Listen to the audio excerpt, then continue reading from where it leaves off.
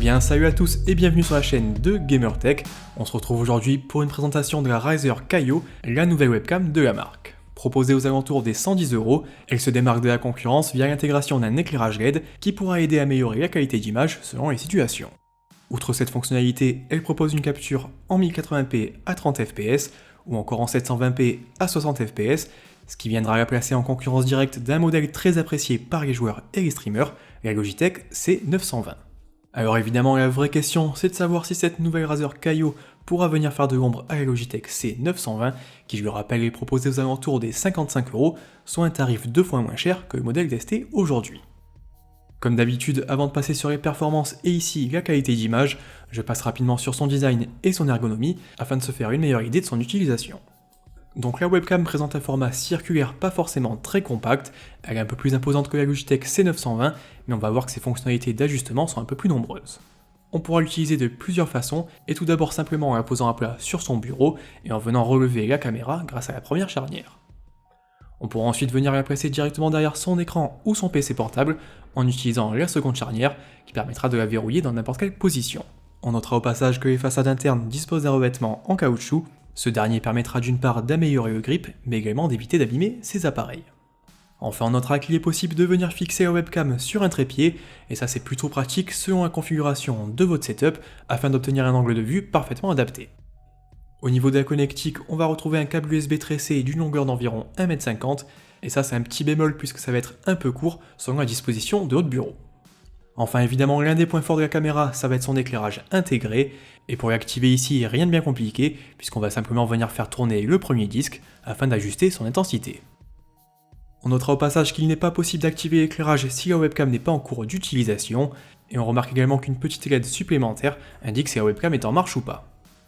Au niveau des fonctionnalités, on notera qu'à notre grande surprise, la webcam n'est pas forcément compatible avec le logiciel Razer Synapse, et ça dans un sens c'est plutôt dommage puisque c'était l'occasion d'avoir un accès facile à ces différentes options. Si on passe ensuite directement par OBS Studio, on pourra accéder à ces paramètres, et ici on va pouvoir gérer par exemple la luminosité, le contraste, la saturation, ou encore pouvoir gérer l'autofocus ou le zoom. Les options disponibles sont très nombreuses, mais on regrette quand même une interface pas forcément très intuitive. Alors on passe maintenant au vif du sujet en testant un peu les performances et la qualité d'image de la Kaio. Donc je l'ai branché ici et je l'ai monté sur mon écran. Ce que je vais faire c'est que je vais les comparer directement avec la Logitech C920 en affichant les deux côte à côte, hop voilà comme ça. Donc ici dans les deux cas je suis en 1080p à 30 fps avec d'un côté la Kaio et de l'autre la C920. Sur la Kaio j'ai fait des paramétrages manuels et sur la C920 j'ai ici laissé les paramétrages d'origine et je précise que là je suis sur un éclairage naturel avec le volet grand ouvert. On est au milieu de l'après-midi et j'ai pas forcément d'éclairage supplémentaire. Donc du côté de la qualité, je vous laisse vous faire votre propre avis. Moi je préfère quand même ce qui est proposé ici par la Razer Kaio, je trouve que l'image est quand même un peu plus nette, un peu plus détaillée.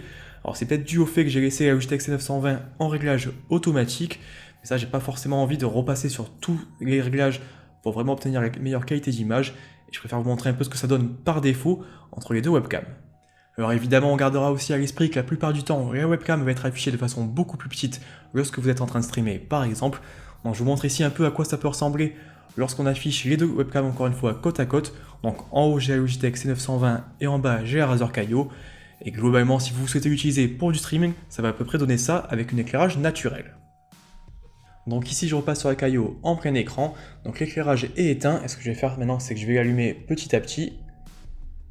Et on voit bien quand même qu'il y a une sacrée différence, même avec un éclairage naturel, on a une meilleure qualité au niveau des couleurs mais également au niveau de l'image, donc ça c'est plutôt un bon point. Et ce que je vais faire maintenant c'est qu'on va tester tout ça et la comparer encore à la C920 lorsqu'on a moins d'éclairage, par exemple la nuit ou tout simplement en fermant son volet.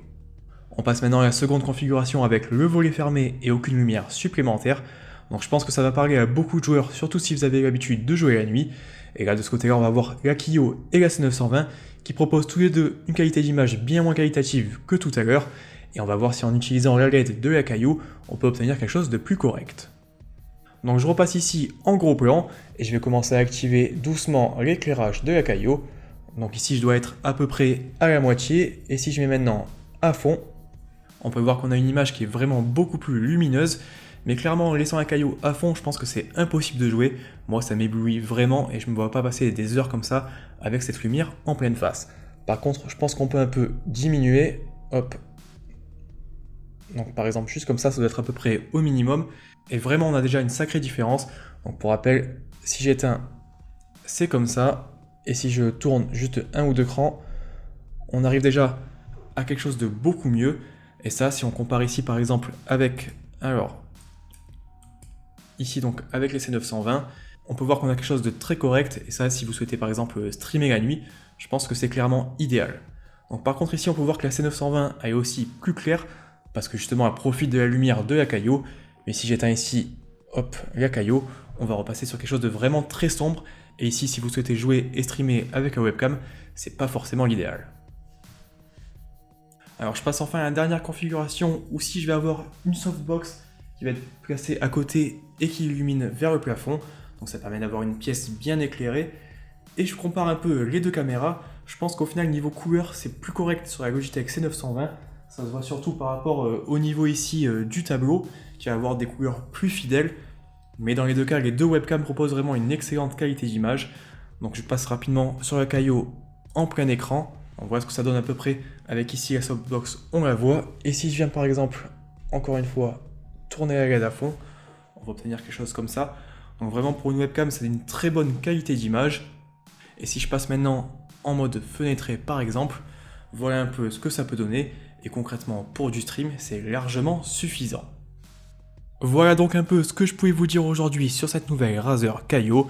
Je rappelle qu'elle est disponible aux alentours des 110 € contre environ 60 € pour la Logitech C920. Si vous avez l'habitude de jouer la nuit et que vous ne souhaitez pas forcément allumer de lumière supplémentaire, l'investissement pourra être intéressant, mais la webcam reste quand même très chère et on recommandera toujours de s'orienter vers la C920 si vous débutez dans le streaming. Comme d'habitude, si vous avez des questions, n'hésitez pas à les poster dans les commentaires. Vous avez également un test plus complet directement sur gamertech.fr.